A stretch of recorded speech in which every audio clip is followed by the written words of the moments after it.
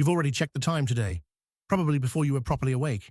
Your hand found a screen in the dark, and a number told you how much of your life you were still allowed to spend lying there. That number is not a fact about the universe. It is a machine's opinion, agreed on by committee, and the system it belongs to is younger than the United States.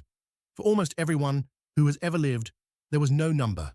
There was light, there was a bell, there was the shape of the work in front of you, and somehow they still showed up. Armies marched at dawn, markets opened, monks prayed 7 times a day, on schedule, for 1,000 years, and not one of them ever knew what minute it was. So how did they do it? And what exactly did we hand over to get the answer? Start with the strangest part, which is that the hour used to breathe. Rome divided the day into 12 hours, not 12 hours of a fixed length, 12 slices of daylight. Sunrise to sunset cut into 12, whatever that came to, which means that in Rome, around 45 BC, an hour at the summer solstice ran about 75 minutes. The same hour at the winter solstice ran about 44 and a half. Read that again. The hour changed length. Every single day, slowly, all year, in both directions. Your morning in June was worth nearly 2 of your mornings in December, and nobody found this confusing, because nobody had anything to compare it against. The hour was not a quantity, it was a fraction of the light you had been given. The night got the same treatment in reverse. 12 night hours, stretched fat in winter, squeezed thin in summer. A Roman watchman standing his 4th hour in January stood a shorter shift than the man who relieved him in July, and both of them called it an hour. That is the part that is genuinely hard to feel from inside our system. Their time was made of daylight. Ours is made of arithmetic. And there is a fossil of the old system sitting in your calendar right now. Noon. The word comes from the Latin nona, ninth. It meant the 9th hour, and the 9th hour counted from a sunrise around 6 in the morning, lands at about 3 in the afternoon. Noon was 3 in the afternoon, then it slid. Somewhere between the 12th century and the 14th, the word crawled 3 hours backwards across the day and sat down in the middle, where it has stayed ever since, still carrying the number 9 inside it. Historians do not agree on why, and it is worth saying that out loud. The most repeated explanation is hunger. Monks fasted until the 9th hour, and a fast has a way of getting shorter. Others point at how badly the timekeeping worked, or at what happens when a system built on Mediterranean daylight is carried north, where the light behaves like a completely different animal. What is not in doubt is the shape of it. A word that means 9th now means 12th. You say it several times a week, and you have never once noticed. Now, the machine. The earliest recorded weight-driven mechanical clock in England was installed at Dunstable Priory in 1283, and here is the part almost nobody expects. It had no face, no dial, no hands, nothing to look at. The early mechanical clocks did one thing. They struck a bell. That is not a design failure. That is the entire point. Our word clock comes from the medieval Latin clocker, which does not mean timepiece. It means bell. The French cloche, the German Glock, the Dutch clock, all the same word. We named the machine after the noise it made because the noise was the product. Think about what that does to a day. You did not read the hour, you heard it. Time was something that arrived through the air, whether you wanted it or not, and it stopped at the edge of town, where the sound ran out. Walk far enough into the fields and you left the hour behind completely. Time had a range. It also had no minutes. Those early clocks drifted by roughly 15 minutes a day. Putting a minute hand on a machine like that would have been a joke. It would have pointed with great confidence at a number that was already wrong. Then, in 1656, Christian Huygens hung a pendulum inside a clock, and the drift fell from about 15 minutes a day to about 15 seconds. And only then, around 1690, 3 decades later, did minute hands start appearing on clock faces at all.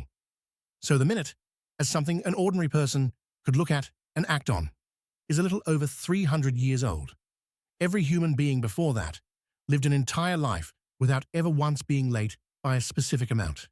There is a second fossil, and you use this one every day too. A clock. It is a contraction of the clock. The full phrase is recorded around 1384. The squashed version by 1419. Ask yourself why anyone would ever need to say that. Why specify that it is 3 of the clock? Because there was more than one 3. There was the sun's 3, which was true, local and slightly different in every town on Earth. And there was the machine's 3, which was convenient and wrong. Saying of the clock was naming your source. It meant, this is the mechanical answer, not the real one. We kept the phrase. We stopped hearing that it is a citation. For centuries, none of this mattered much, because time was local and nothing moved fast enough to care. Every town set its clocks by its own noon, and every town's noon was genuinely its own. Then something started moving fast enough to care. In November 1840, the Great Western Railway instructed every station on its line to use London time. A timetable printed the following year set out what that cost each town, in a list that reads like an apology. London time, it explains, is about 4 minutes earlier than Reading time, 5.5 minutes before Steventon, 7.5 before Cirencester, 8 before Chippenham, 11 before Bath and Bristol, 14 before Bridgewater. 14 minutes. That was the size of the fiction the railway needed an entire country to accept, and it worked the way those things work. Britain made Greenwich time the legal standard in 1880. Not everyone went quietly.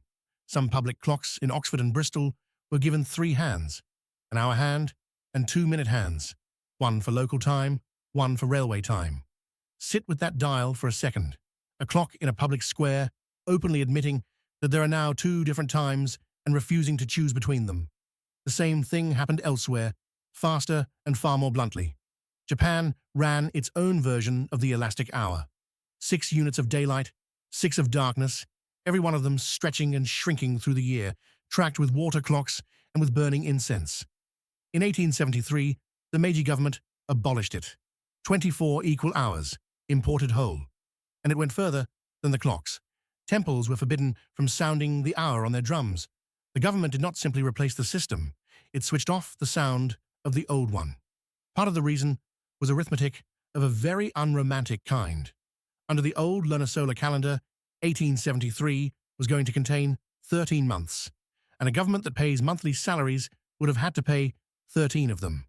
Changing calendars deleted a month, and the finance minister saved a 13th of the year's payroll. Some of the most permanent feeling things about your life started as a budget decision. In 1967, the historian E.P. Thompson wrote the paper that finally named what had happened. He described a shift away from what he called task orientation, where work ends because the work is finished, towards time orientation, where work ends because a number says it does. That is the trade, and it is worth being honest about both sides of it. The old day was shaped by what needed doing. It was shapeless, and it was often brutal, and nobody could tell you when anything would end. The new day is shaped by the clock. It is precise and portable, and it can be counted, and it can be sold in units. You cannot have factories without minutes. You cannot have shifts or deadlines or being paid by the hour or being 15 minutes late. So here is where all of that leaves you. The thing you reach for before you are awake belongs to a system about 180 years old. The minute you are annoyed about being short of is about 330. The word you use for the middle of the day still says 9 and has been quietly wrong for 7 centuries. And the word you use for the hour is a citation nobody reads anymore. Every person before all of this still got up, still worked, still met people, still knew roughly where they stood in the day. They did it with light and a bell and the shape of the task in front of them. You never learned to tell the time. You learned to be told.